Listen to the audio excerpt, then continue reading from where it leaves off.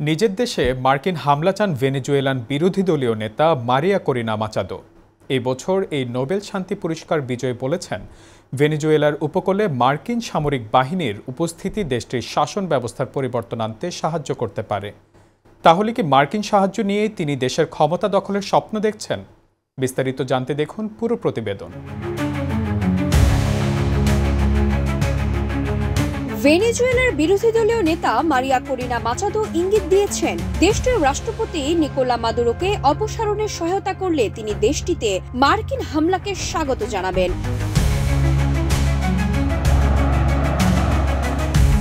ব্লুমবার্গের একটি আলোচনা অনুষ্ঠানে তাকে প্রশ্ন করা হয়, তিনি মার্কিন সামরিক পদক্ষেপকে সমর্থন করেন কি না। জবাবে মাচাদো বলেন, আমি বিশ্বাস করি যে উত্তেজনা চলছে তা মাদুরোকে বুঝতে বাধ্য করার একমাত্র উপায় যে তার সরে যাওয়ার সময় হয়েছে।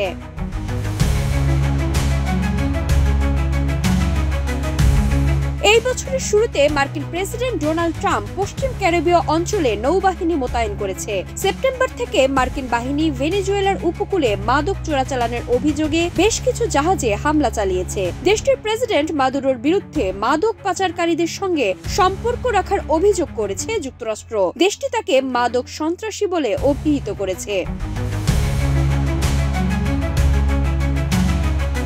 সংবাদ মাধ্যমগুলো বলছে, যুক্তরাষ্ট্র তার নৌবাহিনীর উপস্থিতি বাড়াচ্ছে।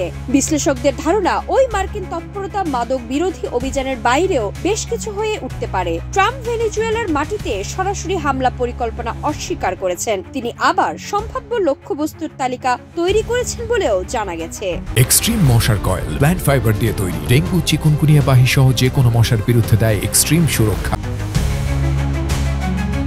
মাচাদোর দাবি, গত বছরের নির্বাচনে মাদুরো নাকি অবৈধভাবে ক্ষমতা দখল করেছিলেন। ওই নির্বাচনে মাচাদোর অংশ নেওয়া নিষিদ্ধ করা হয়েছিল। তিনি আরও দাবি করেন, বিরোধী প্রার্থী এডমুন্ডো গঞ্জালেজ উরুতিয়া ওই নির্বাচনে জয়লাভ করেছেন। মাদুরোকে ক্ষমতাচ্যুত করা প্রচলিত পদ্ধতিতে শাসন ব্যবস্থার পরিবর্তনের মতো হবে না, কারণ তিনি বৈধ রাষ্ট্রপতি নন, বরং একটি মাদক সন্ত্রাসীবাদী কাঠামোর প্রধান বলেছেন মাচাদো। তার দাবি, এটি শাসন ব্যবস্থার পরিবর্তন নয়, এটি ভেনেজুয়েলার জনগণের ইচ্ছাকে কার্যকর করা।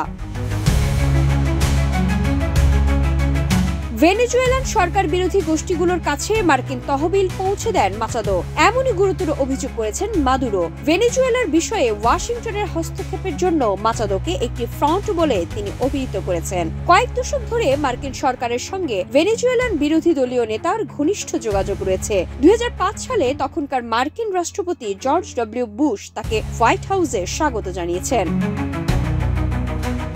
মাদুরোকে অপসারণের একমাত্র উপায় কি মার্কিন সামরিক শক্তি? জানতে চাইলে মাচাদো বলেন, হয়তো কেবল হুমকিই যথেষ্ট। একটি বিশ্বাসযোগ্য হুমকি থাকা একেবারে অপরিহার্য ছিল বলে মত দেন তিনি। ভেনেজুয়েলার বিরোধী দল সরকার দখল করতে প্রস্তুত জানিয়ে তিনি বলেন, সেনাবাহিনী এবং পুলিশের সমর্থন আছে তাদের। তার দাবি, বাহিনী দুইটির 80%-এরও বেশি সরকার বিরোধী পক্ষে যোগ দিচ্ছে।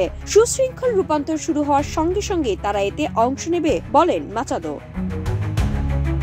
মাদক পাচারের অভিযোগ অস্বীকার করেছেন মাদুরো। তিনি ট্রাম্পের বিরুদ্ধে নতুন যুদ্ধ তৈরির অভিযোগ করেছেন। চলমান মার্কিন অভিযানকে সার্বভৌমত্বের লঙ্ঘন এবং একটি অভ্যুত্থান তৈরির প্রচেষ্টা বলে তিনি অভিহিত করেছেন। প্রতিরক্ষা শক্তিশালী করার জন্য তিনি রাশিয়া, চীন এবং ইরানের কাছে সাহায্য চেয়েছেন বলেও জানা গেছে।